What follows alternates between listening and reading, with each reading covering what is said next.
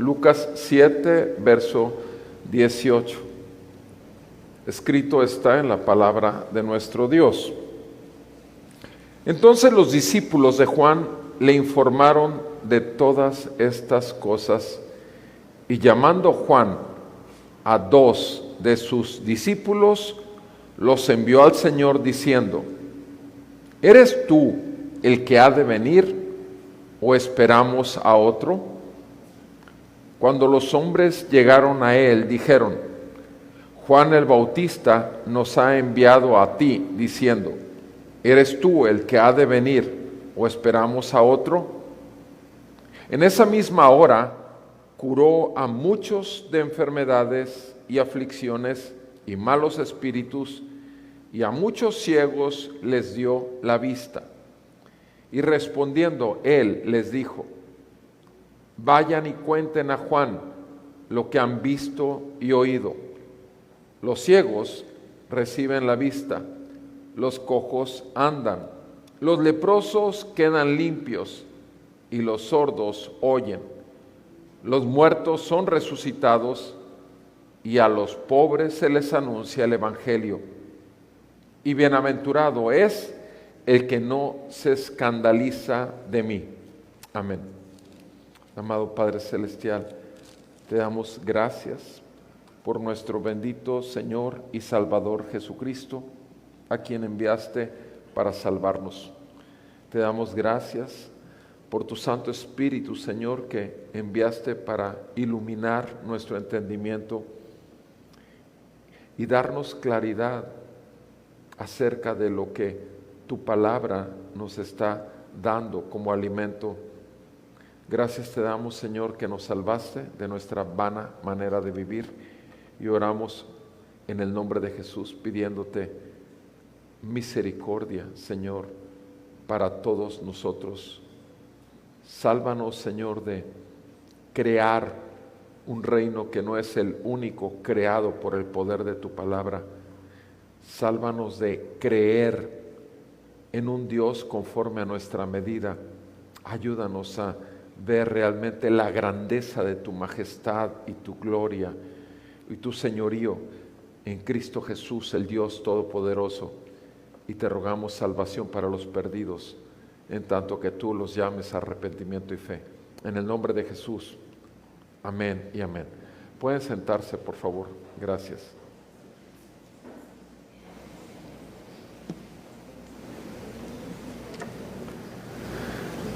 A partir de esta escritura, nuestro Señor se va a dirigir, va a estar hablando durante una buena porción acerca de Juan el Bautista, su predecesor. Y hoy que leemos a partir del 18 al 23, veremos una fe confirmada. Próximo domingo, si Dios permite, una justicia reconocida del 24 al 30, y por último, el siguiente domingo, una sabiduría justificada del 31 al 35.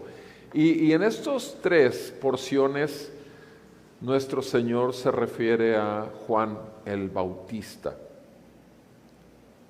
Una fe confirmada, una justicia reconocida y una sabiduría justificada. Ahora, ¿qué con respecto a esto de una fe confirmada? Obviamente, primero deberíamos de confirmar. La fe no es natural del hombre. Nosotros estamos muertos en nuestros delitos y pecados. Eso dice claramente Efesios 2:1. Entonces, ¿qué fe puede tener una persona muerta? Es obvio, la respuesta es ninguna. Una persona muerta no tiene ninguna. El detalle que encontramos es que Hebreos 1:6 nos dice que sin fe es imposible agradar a Dios, porque el que se acerca a Dios tiene que creer que existe y que es premiador, galardonador de los que se acercan a Él.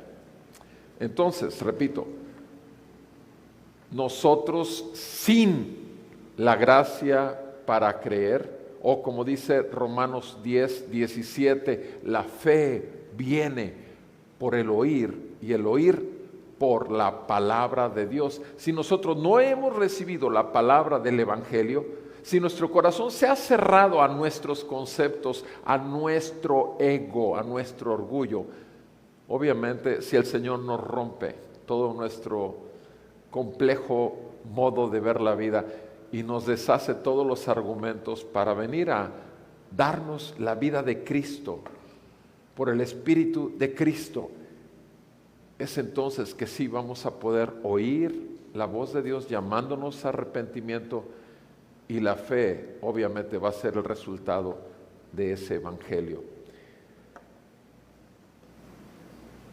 El padre de la fe en las Escrituras es un título que se le da a Abraham. En Romanos 4 se le dice prácticamente así, que él es el padre de la fe. Y sabemos bien que Abraham, en uno de los personajes de la historia de la Biblia, en Génesis capítulo 12, es un hombre que vivía en Ur de los caldeos y que el Señor lo llamó y él escuchó. El Señor le dio la capacidad de oír y le dijo que se fuera de su tierra y de sus parientes al lugar a donde lo llevaría. Y sabemos que en Génesis 1, los últimos versículos, está este llamado. Génesis 12, 1 al 3 nos habla exactamente de que lo que hizo Abraham es que obedeció esa voz y obviamente respondió y siguió hacia donde el Señor lo dirigía. Y le llamamos, la Biblia le llama el padre de la fe y dice que nosotros, los que no somos judíos de nacimiento o geográficamente, nosotros somos también Israel por adopción por medio de la fe en el Señor Jesucristo, por medio del Padre de la fe, quien fue traído también de un lugar donde era adorador de muchos dioses. Sin embargo, a lo largo de la vida de Abraham nos encontramos con que Abraham, cuando iba a llegar a Egipto, sabiendo que iba a enfrentar a Faraón, ¿qué fue lo que le dijo a su mujer? Le dijo que no dijera que era su esposa, le dijo que dijera que fuera su hermana. Entonces, el padre de la fe, de pronto, ese es un ejemplo como de 8 o 10 porciones que podemos señalar muy específicamente. Otro es obviamente cuando le hace caso a su mujer y se acuesta con Agar para tener un hijo, para engendrar un hijo, no creyendo obviamente ya que el hijo vendría directamente del poder de Dios. Y repito, hay muchas porciones o un buen de porciones, mínimo de 8 ocasiones en que Abraham, el padre de la fe, de pronto no muestra ninguna fe. Ahora, ¿qué podríamos decir de Pablo? Pablo respecto a su fe, ¿es un hombre de fe? Sí, ¿verdad? Pablo, ese gran Pablo, por favor, un hombre de fe. Sí, sin embargo, en el capítulo 27 del libro de los Hechos, nos encontramos a un Pablo que también, su fe, ¿dónde quedó? Y si van conmigo a esa porción para leer ese versículo, en Hechos 27, estamos a un capítulo ahí. Ustedes saben que el libro de los Hechos, donde habla de los 3 viajes misioneros de Pablo, nos encontramos con un Pablo, y repito que está por terminar el doctor Lucas de escribir acerca de él y todas las maravillas que hizo el Señor a través de su vida. Y dice en el capítulo 27, cuando Pablo es llevado a Roma, en el 28 termina el libro de los Hechos, pero cuando lo suben a Pablo llevándolo cautivo, está bajo un centurión y varios soldados romanos, y hay un capitán del barco. ¿Y qué dice en el versículo 10? Pablo habla y les dice así, cuando emprenden el viaje: amigos, veo que de seguro, o sea, está afirmando Pablo esto, veo que de seguro este viaje va a ser de perjuicio y graves pérdidas, no solamente del cargamento y de la nave, sino va a ser también de la pérdida de nuestras vidas. Pablo está asegurando que van a morir en el viaje. Obviamente, 20 versículos después les dice, ya escuché al Señor y ya, no va a pasar nada. Tengan paz. Pero si Pablo dudó, Abraham dudó, ¿tú has dudado de tu fe? Esa es la pregunta que nos hace este pasaje, porque vemos a un hombre, Juan el Bautista, que no solamente bautizó a Jesús, no solamente él vio descender sobre Jesús al Espíritu Santo que se posó sobre él como una paloma, no solamente oyó esa voz que decía desde los cielos, este es mi Hijo amado en quien tengo complacencia. No solamente esto, sino que Juan el Bautista tenía una conciencia muy clara de lo que venía a hacer aquí a la tierra. Sin embargo, en esta porción de la Escritura, vemos que le pregunta a Jesús si es Él o no es Él. Esa es la pregunta que manda a hacer Juan el Bautista. Por eso, quisiéramos ver esta porción que leímos del versículo 18 y versículo 19, la duda. Verso 18 y 19, la duda. 20 al 21, el poder. 20 al 21, el poder. Y 22 al 23, el mensaje. 22 al 23, el mensaje. Veamos qué dice acerca de la duda de Juan el Bautista. Dice en el verso 18, recordemos la semana pasada el pasaje que leímos, la viuda de Naín que acaba de perder a su hijo, que vimos anteriormente. O sea, ahí un muerto es resucitado por el poder de Dios, en la gracia de Dios para esta viuda que vimos anteriormente, el centurión, aquel centurión que no era digno y que no quería ni siquiera ver a Jesús cara a cara, pero que creía lo suficiente para aceptar que si él daba la palabra sin llegar a su casa, su siervo sería sanado. ¿Y qué fue lo que dijo Jesús? Que no había encontrado tan grande fe en Israel, sino la de ese centurión romano que no se sentía digno.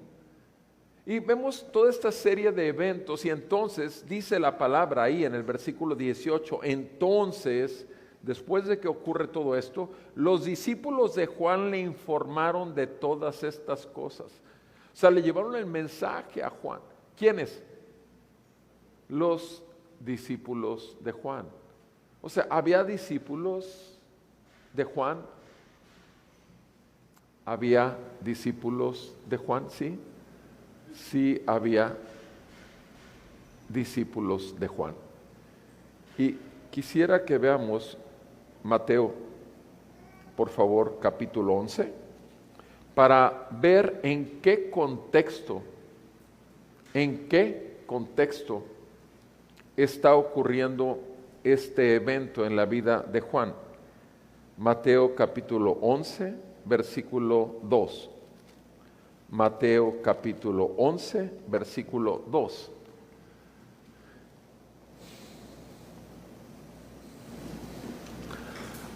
Al oír Juan en la cárcel de las obras de Cristo, mandó por medio de sus discípulos a decirle, ¿eres tú el que ha de venir o esperaremos a otro? ¿Eres tú el que ha de venir o esperaremos a otro? Entonces, volvamos a nuestro texto en Lucas 7, por favor. Entonces, dice en el versículo 18, los discípulos de Juan le informaron de todas estas cosas. ¿De qué? De todos los eventos que ocurrían bajo la predicación de Jesús y las sanidades y milagros que el Señor hacía. Juan estaba en la cárcel. Juan había sido puesto por mandato de Herodes. Juan iba a ser decapitado, sí, iba a perder la cabeza. sabemos el final de la historia de Juan. Juan estaba ahí en la cárcel y estaba en una situación en donde tú muchas veces también te has encontrado, donde a pesar de que eres un discípulo de Cristo, sin embargo, estás en una situación, en una condición donde dices, ¿realmente esto debe ser así? O sea, Juan el Bautista estaba en la cárcel y era un hombre de fe, ciertamente predicó con poder, de hecho, ni siquiera se abstuvo de señalar como adúltero a Herodes con respecto a su relación que tenía con una mujer que no era la suya.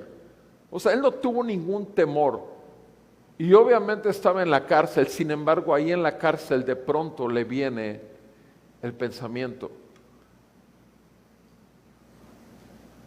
Juan puede dudar, y me voy a la introducción del tema. Abraham, el padre de la fe, ¿puede dudar? Pablo, el gran Pablo, ¿puede dudar? Tú y yo podemos dudar, podemos tener momentos en donde las circunstancias son tan adversas, donde nuestra debilidad no hace caso de toda la palabra que tengamos, del mismo Espíritu Santo que nos dice que estamos en Cristo y que para nosotros el vivir es Cristo y el morir es ganancia. ¿Podemos dudar? Mis amados, la duda es natural. Somos débiles, somos falibles. Abraham falló, Pablo falló, tú y yo hemos fallado. Y lo que estamos viendo aquí con Juan el Bautista es que si mandó a Jesús, ¿a quién? A 2 de sus discípulos, como dice ahí Lucas 7, verso 19, a 2 de sus discípulos. Cuando escuchaba todo lo que Jesús hacía, le tenían informados sus discípulos, en la cárcel, sí, en la cárcel. Pero ¿dónde estaban los discípulos de Juan? Con Juan, y Juan está en la cárcel. Y llamando Juan a 2 de sus discípulos, Lucas 7, 19, los envió al Señor con la pregunta: ¿eres tú el que ha de venir o esperamos a otro? ¿Eres tú el que ha de venir o esperamos a otro? Está en la cárcel. Él sabe que su fin está cercano por los hechos como sucedieron. Y él tiene discípulos que están siguiéndolo a él. Y él los envía a su maestro, los envía a su Señor. O sea, todavía ahí él está considerándolos a ellos. ¿Dónde van a quedar ellos que son sus discípulos cuando él ya no esté? Pero no solamente los envía a Jesús, como tú, obviamente tú estás enviando a tus familiares a Jesús, estás dirigiendo a tus amigos a Jesús, porque sabes bien que sin Jesús el juicio de Dios está sobre ti. Sabes que estás bajo la ira de Dios y que sin Cristo Jesús lo único que queda es juicio y tormento eterno. ¿Por qué? Porque conoces la Escritura y sabes bien, porque el Señor te ha concedido fe para arrepentirte de tu incredulidad, habiendo creído en un Dios a tu medida, y has creído realmente en el Dios que envió a su Hijo Jesucristo para salvar lo que se había perdido, que somos nosotros. Por tanto, no te quedas nada más con la fe tú mismo, sino que tú quieres que tus amigos, los que te siguen a ti, los que te admiran a ti, los que aprenden de ti en tu vida diaria, en tu trabajo, en los demás, los quieres dirigir al Maestro, a Jesús. Aun cuando tú batalles, aun cuando tú seas débil, cuando de repente fluctúes, pero te importa mucho la fe de ellos. No quieres más tener tus seguidores, quieres que sigan al Maestro. Tú quieres que vean su reino y su autoridad, que obviamente por los hechos muestra que es sobre todo y sobre todos. Juan el Bautista manda preguntar, ¿eres tú o habremos de esperar a otro? Y repito, con este evento en la vida de Juan el Bautista, desde la cárcel, por un lado, quiere ser afirmado, pero es que ya vio los cielos abrirse, sí, nada más que él vio los cielos abrirse, él escuchó la voz del Padre. Nada más hay una cosa, Juan el Bautista tenía una idea de Jesús, como el pueblo de Israel tenía una idea de Jesús. Tenía el pueblo de Israel la idea que iba a venir alguien a acabar con el imperio romano, a conquistar. Bueno, Juan el Bautista mencionó lo que él mencionó de Jesús. ¿Cómo iba a venir Jesús? Vean ahí mismo en Mateo. Esta era la manera en que Juan el Bautista vio. Mateo capítulo 3. Mateo capítulo 3. ¿Qué hace Juan el Bautista? En aquellos días, dice el versículo 1, llegó Juan el Bautista predicando en el desierto de Judea diciendo, arrepiéntanse porque el reino de los cielos se ha acercado. Porque este es aquel de quien refirió el profeta Isaías diciendo, voz del que clama en el desierto, preparen el camino del Señor, hagan derechas sus sendas. Y él, Juan, verso 4, tenía vestido de pelo de camello, un cinto de cuero a la cintura, y su comida eran langostas y miel silvestre. Acudía entonces a él Jerusalén, toda Judea y toda la región alrededor del Jordán. Todos acudían a Juan el Bautista. Al llamado de Juan el Bautista al arrepentimiento, todos respondían viniendo a él, confesando sus pecados, dice el verso 6, y eran bautizados por él en el río Jordán. En el verso 7 nos dice que cuando él vio que muchos de los que venían a él eran fariseos y saduceos, o sea, religiosos, meros religiosos, que nada más están en las cosas de Dios porque hay que creer en Dios. ¿Y qué les dijo? ¿Quién les enseñó a huir de la ira que vendrá? Verso 8. Por tanto, den frutos dignos de arrepentimiento. Juan el Bautista no iba a negociar el evangelio de Jesús. El evangelio de Jesús no es negociable. No hay modo de ser salvo si no se es un pecador. No hay modo de ser salvo si no es consciente de la santidad de Dios y confiesa delante de Dios que es un pecador y que necesita el arrepentimiento y la salvación que solo en Cristo puede recibir.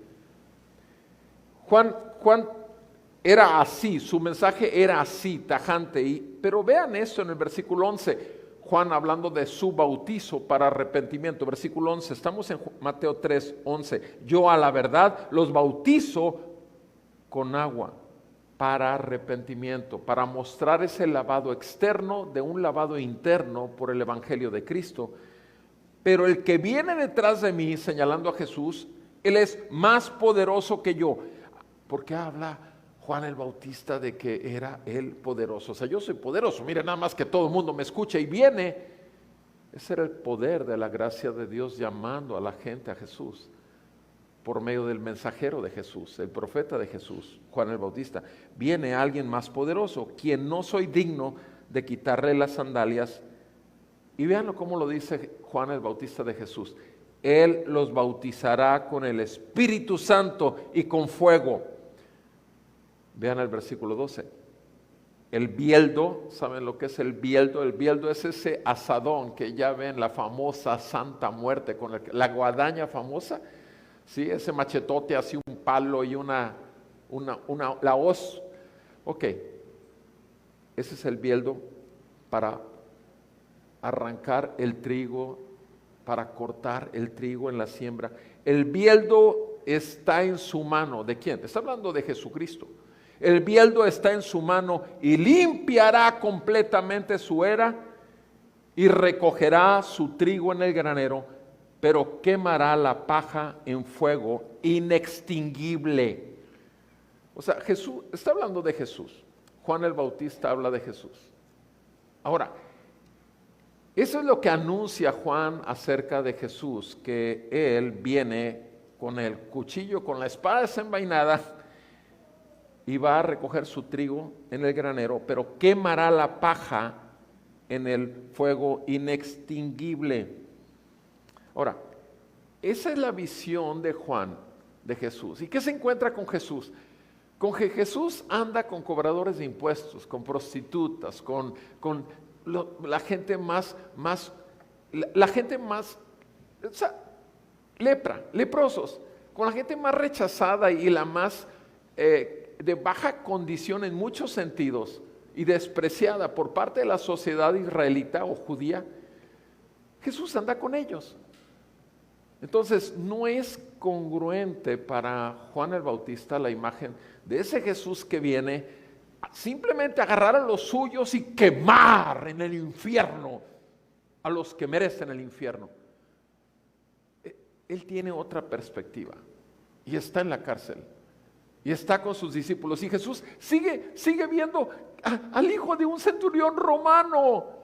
Sigue hablando, sigue viendo a una mujer que ni conoce y sacándole a vida a su hijo que estaba muerto. No es consistente. Ok, el detalle es el detalle es que tú y yo también tenemos conceptos que solo la vida de Jesús en nosotros y el testimonio de Jesús en su escritura va a irnos enderezando, porque tenemos ciertas condiciones derivadas de nuestra naturaleza pecaminosa que van a poder malinterpretar muchas veces lo que esperamos del cristianismo. Porque cristianismo no es un asunto de jugar a la iglesita. Cristianismo no es un asunto de hacerse miembro de una iglesia. Cristianismo no tiene nada que ver con, ciertamente, cristianismo es Cristo en nosotros, la vida de Cristo en nosotros, por la palabra de Cristo en nosotros y el Espíritu Santo aplicándola a nosotros, en nosotros, para ser realmente aquellos que el Señor quiere formar a Cristo en nosotros. Mis amados, la duda, sí, vamos a fallar, sí. Juan el Bautista falló, sí. Dudó, sí. Sus conceptos, su imagen de lo que iba a suceder con Jesucristo no cuadraba. Por eso manda preguntar, ¿eres tú o tenemos que esperar a otro? ¿Eres tú o tenemos que esperar a otro? Y obviamente en ese envío también aprovecha en mandarle a los discípulos de él, que ya no van a tener maestro, al maestro, a Jesús. Mis amados, independientemente de nuestra débil fe o nuestras fluctuaciones derivadas de la carne o del pecado que mora en nosotros, lo cierto es que debemos de confiar lo que el Señor nos ha enseñado de su reino en nuestras vidas. Obviamente pedirle perdón cuando fallamos, cuando nos debilitamos, rogarle, concédeme gracia para poder permanecer con los ojos puestos en Jesús y dejar de estarme encandilando con la luz de las circunstancias que me están agobiando tanto. Mis amados, la duda puede llegar. Sin embargo, y obviamente es válido, como dice aquí en el versículo 19, la pregunta directamente a Jesús, porque es a Jesús al que le manda hacer la pregunta. Y repito, todos podemos preguntar, pero también sabemos bien que la fe viene por el oír y el oír viene por la palabra de Dios. Romanos 10:17. Por tanto, ¿cómo voy a oír yo la respuesta de mi maestro si no tengo tampoco la palabra? Por tanto, busquemos la palabra para que entonces el Espíritu Santo utilice la palabra trayéndonos a nuevamente poner los ojos en Jesús, el autor y consumador de la fe. Es el único que nos puede redirigir y enderezar nuestros caminos. La pregunta, la duda, sí, pero la palabra es lo único que nos traerá la firmeza, esa fe que debe ser confirmada. Bueno, sigamos en nuestro texto, en el verso 20. El poder, acerca del poder. Cuando los hombres llegaron a Jesús, a él, dijeron: Juan el Bautista nos ha enviado a ti, diciendo: ¿eres tú el que ha de venir o esperamos a otro? ¿Qué es lo que sucede? Jesús escucha la pregunta. ¿Y qué es lo que hace Jesús? Les contesta. No les contesta. En esa misma hora, ¿qué hizo Jesús? Curó a muchos de sus enfermedades y de aflicciones y de malos espíritus, y a muchos ciegos les dio la vista. A muchos. O sea, lo que estamos viendo simplemente es lo que les dio fue el testimonio. No les dio la palabra, les dio el testimonio manifiesto. Hechos, no palabras. ¿Qué es lo que quiere ver el mundo en tu vida y en mi vida? Hechos, no palabras. Sin embargo, nosotros llegamos con una palabra, con un evangelio, pero que tiene que ser congruente el evangelio que le compartimos a los incrédulos con nuestra vida, que muestra el poder de Dios manifiesto. Somos personas transformadas por el poder de Dios y somos personas que estamos siendo cada vez más y más y más humillados por la grandeza de su amor y misericordia, y por tanto podemos hablar con toda la libertad del Dios que salva, santo, santo, santo, y que tiene misericordia con todos los pecadores que se acercan a Él con un corazón contrito y humillado. No con aquellos que siguen queriendo recibir las glorias del mundo, vana gloria que el mundo da a nuestro egocentrismo, obviamente por nuestra naturaleza pecaminosa. Mis amados, el poder de Dios estaba siendo manifiesto. Lo que estaban viendo estos discípulos de Juan no solamente era la respuesta por medio de eventos que estaban delante de ellos. Le preguntan, y entonces el Señor siempre tenía gente detrás de Él. Obviamente había gente que quería tocar su manto. Obviamente había multitudes lo seguían. Por favor, hasta estas alturas ya había hecho demasiado. Simplemente resucitar al hijo de la viuda de Naín. De ahí venía. ¿Cuánta gente crees que no se salió de las multitudes? Abandonó obviamente ese féretro vacío, porque ya no había más muerte. La vida había llegado. Así como a tu vida, la vida de Jesús se ve ahora en mayor o menor grado, ciertamente, porque todavía somos discípulos y todavía estamos buscando crecer en la gracia de Dios. No estamos buscando crecer en otra cosa que no sea en Cristo. Y que sea esto realmente manifiesto en nuestra vida diaria, donde quiera que estemos. Se tiene que ver, se tiene que percibir el poder de Dios que endereza, que corrige, el poder de Dios que exalta a un Dios lleno de amor y de misericordia. ¿Y quién necesita ese poder? Todos los seres humanos. Es interesante, esta semana conocí a alguien con muchas capacidades, o podría decir, puedo reconocer cuando una persona es una persona que tiene mucha capacidad. Y para empezar a evangelizarlo le hice una pregunta: ¿eres bueno o eres malo? Y es la primera persona que me contesta. Tengo 33 años evangelizando gente en el consultorio. Y esta persona se quedó mirándome y me dijo: soy bueno y soy malo. No había hablado de Jesús, no había hablado de Dios, no había hablado nada más simplemente de momento, pum, así de bote pronto, como dicen, una pregunta: ¿eres bueno o eres malo? Y se queda: soy bueno y soy malo.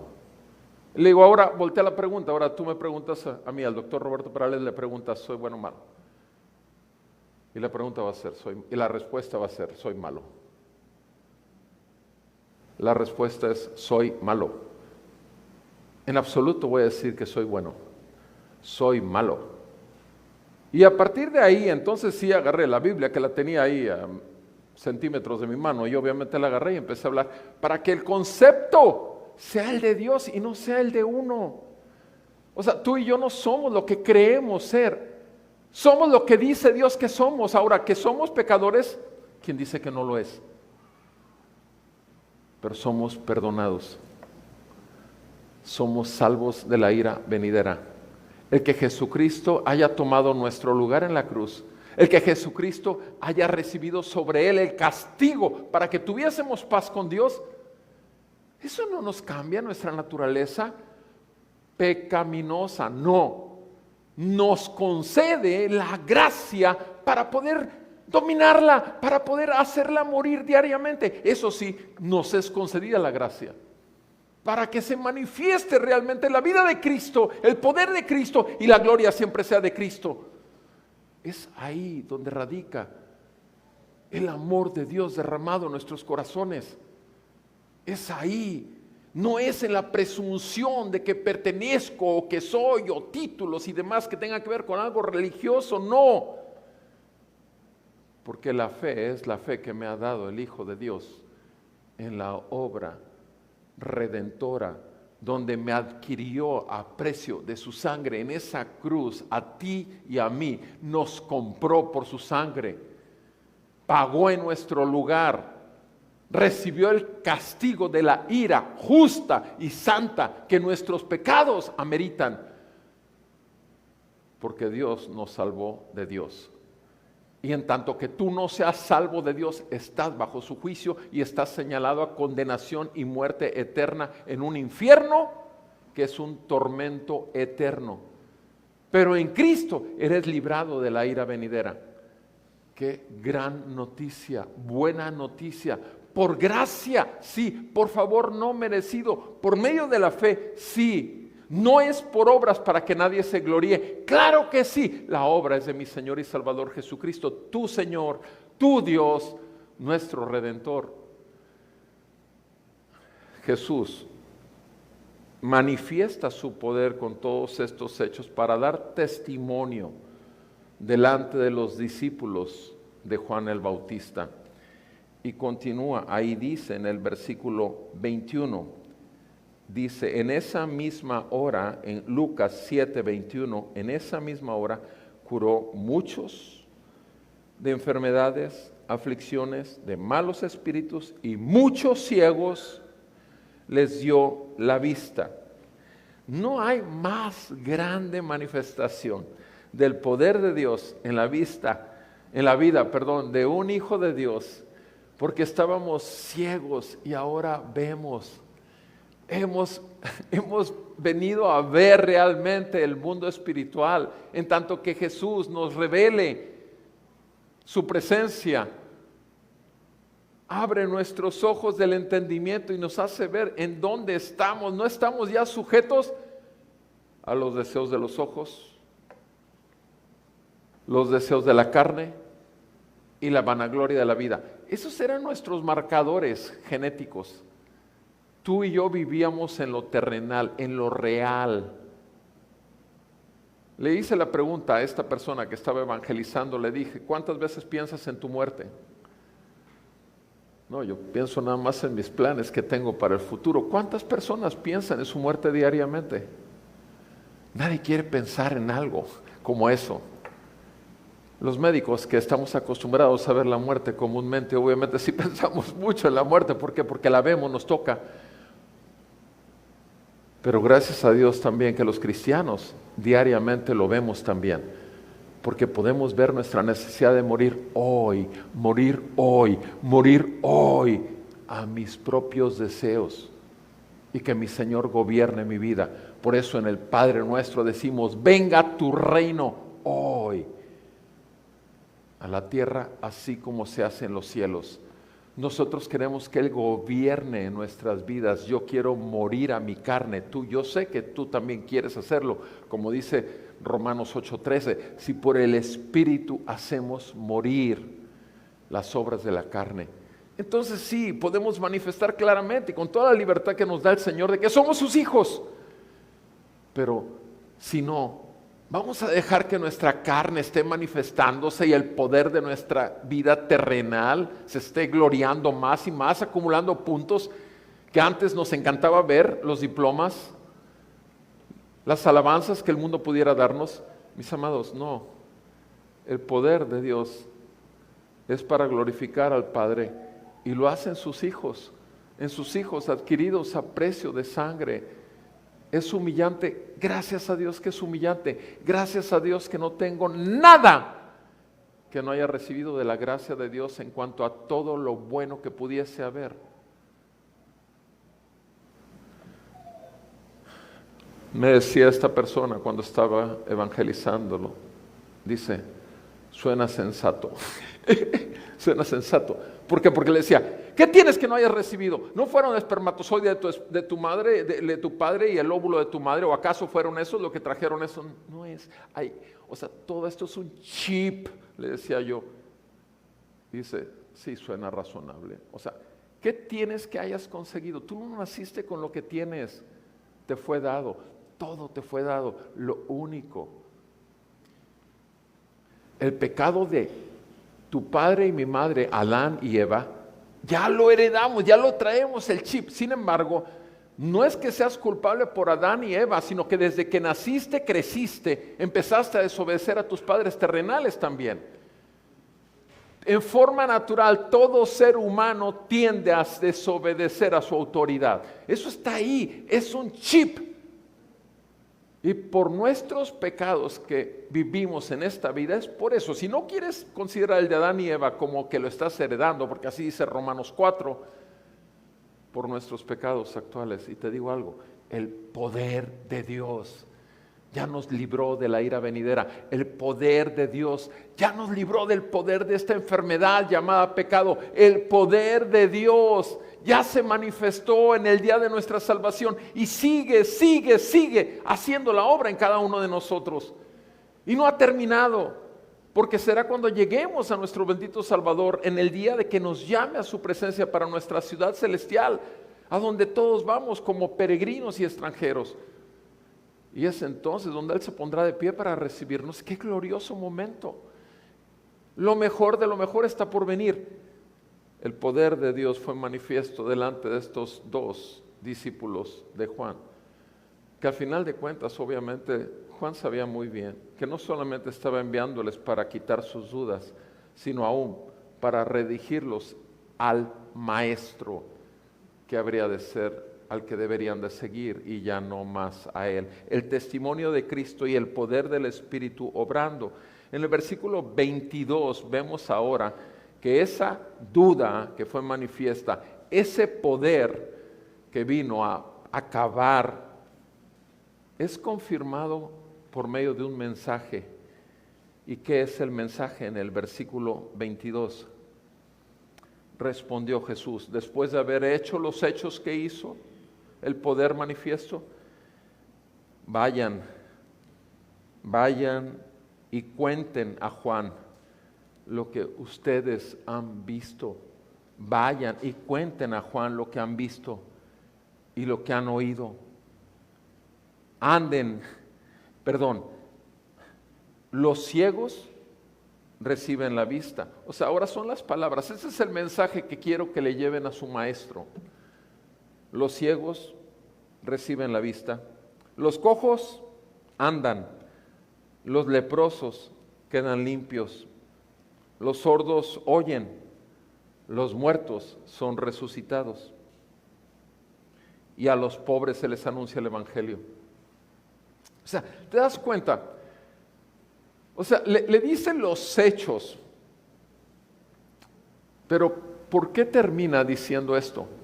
A los pobres se les avisa el evangelio. Se les comunica el evangelio. Se les entrega el evangelio. Se les anuncia las buenas noticias. Porque este era el sello. Este era el sello del Mesías.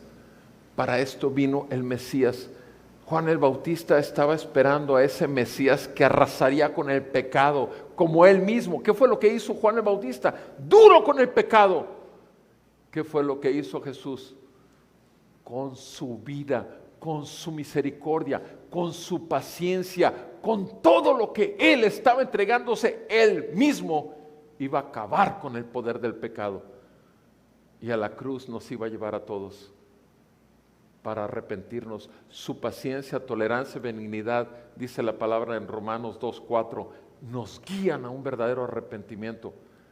Mis amados, qué glorioso Porque al final Él le manda a decir, la firma del mensaje es, no solamente lo que estás viendo, lo que han visto ustedes como discípulos, no. El Evangelio está siendo predicado, está siendo anunciado. Mis amados, ¿cómo saber que estamos en una iglesia, en una congregación sana? El Evangelio está siendo predicado. La gloria es del Señor. No tiene nada que ver con la persona o las personas que enseñan en un lugar. Tiene que ver con la gloria de Cristo por medio de la palabra de Cristo y tiene que ver con el Espíritu Santo realmente obrando desde que sale de los cielos y llega a su pueblo. Vasos de barro, simples vasos de barro somos todos nosotros, pero la manifestación de su poder es claro y trae un fruto de arrepentimiento. Mis amados, la duda obviamente es contrarrestada por el poder de Dios, pero el mensaje es poder, porque la palabra de Dios es la que a ti y a mí nos trajo a vida. Les dice en el versículo 23, después de decirle el mensaje que quiere que le lleven a Juan el Bautista, y repito, la firma es, a los pobres se les anuncia el Evangelio. A los pobres. ¿Quién va a recibir el Evangelio? Ya estuvimos hablando de qué, del Sermón del Monte, ya lo estuvimos hablando en Lucas, tal cual es en Mateo. Solo los pobres pueden recibir esta buena nueva, la riqueza más grande. Aquellos que ya son ricos en su inteligencia, aquellos que ya son ricos en sus hechos, en sus títulos, en sus logros, no pueden recibir nada porque no ven su pobreza espiritual. Pero aquellos que necesitamos de las abundantes riquezas de su gloria, en su gracia para con nosotros, nos es dado. Pero precisamente venimos ante Él, precisamente sabiendo que Él es generoso y que nos ha concedido inclusive la fe para creer. Mis amados, vean, repito, el versículo 23, que es el cierre de este comentario que manda a Juan el Bautista. Y bienaventurado es el que no se escandaliza de mí. Y bienaventurado el que no se escandaliza de mí.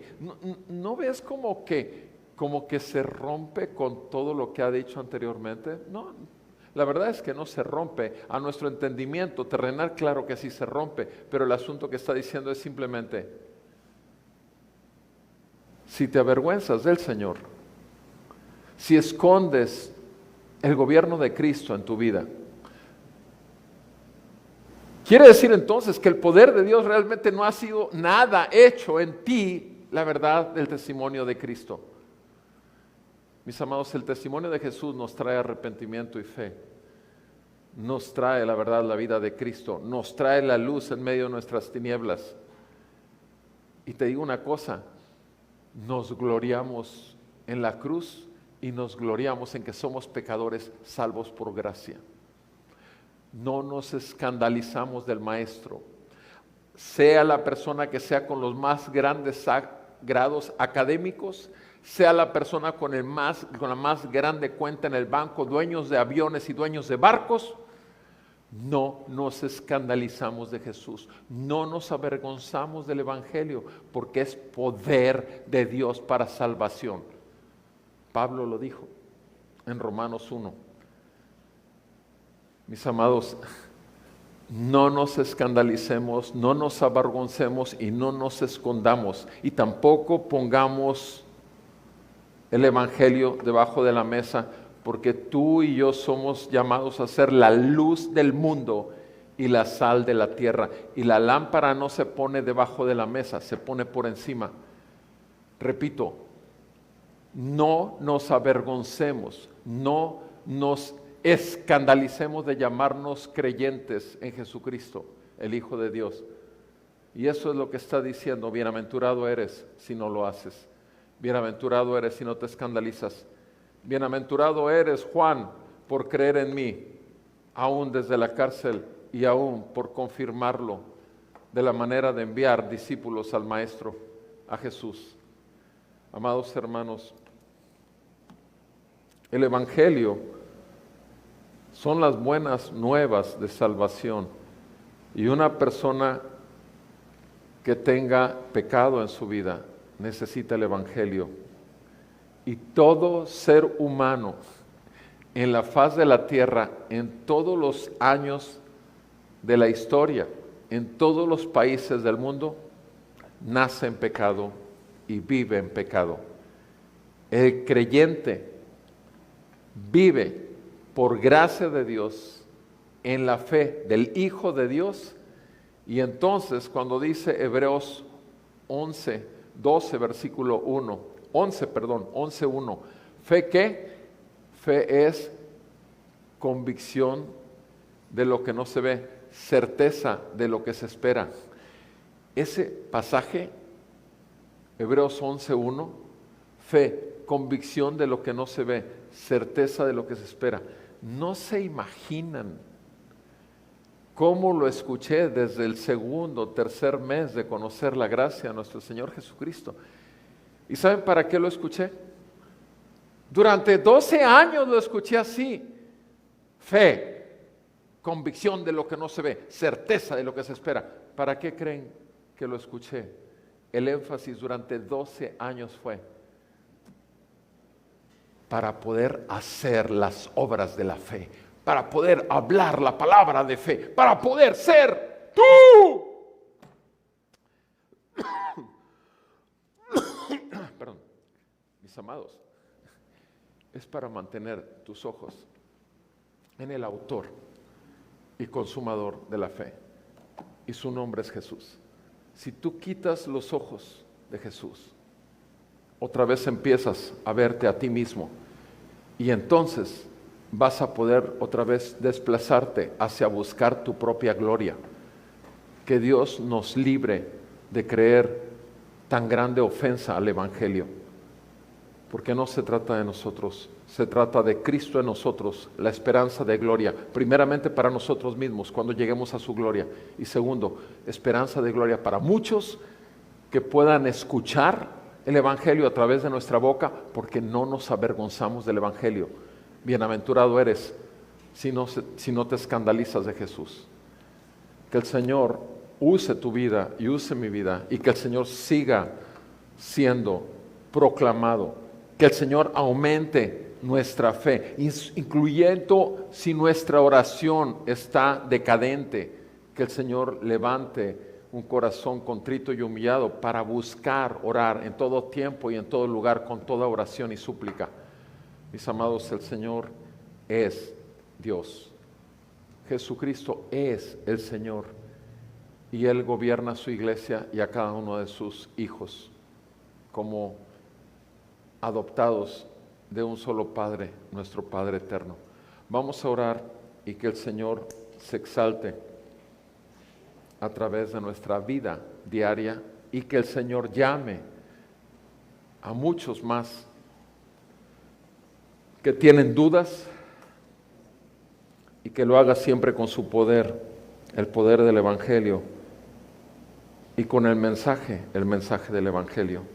Padre Santo, te damos gracias en el nombre de Jesús por habernos rescatado de nuestra vana manera de vivir. Te damos gracias, Señor nuestro Dios, por habernos traído de muerte a vida, de las tinieblas a tu luz admirable. Gracias te damos, Señor, de haber cambiado nuestro corazón de piedra en un corazón de carne. Gracias te damos, Señor, por habernos trasladado, Señor, al reino de tu Hijo Jesucristo. Ayúdanos, Señor, a mantenernos firmes sin fluctuar en nuestra fe. Pedimos nos perdones, Señor, si como Juan el Bautista, como Pablo, como Abraham, de pronto fallamos. Perdónanos, Señor, las veces que hemos dudado de tu benignidad, de tu amor, de tu misericordia o de tu poder. Ayúdanos, Señor, a tener paciencia, cualquiera que sea la circunstancia. En el nombre de Jesús, por favor, fortalécenos.